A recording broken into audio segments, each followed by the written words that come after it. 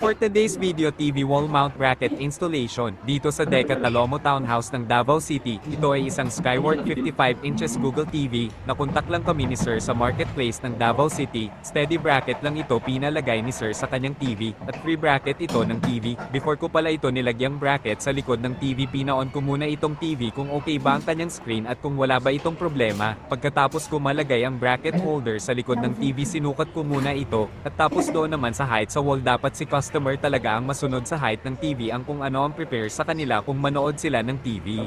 At sa pag-drill naman dito sa wall, gagamit lang tayo ng plastic bag pang salod ng alikabok at para wala na silang alalahanin pa para sa paglinis after namin mag-drill, at gagamit lang tayo ng mga special tools para mabilis ang trabaho natin.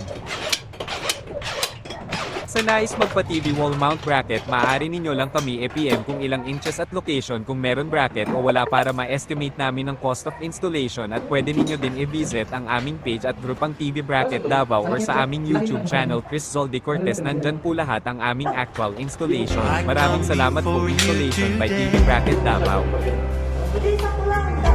There's just one thing that I want.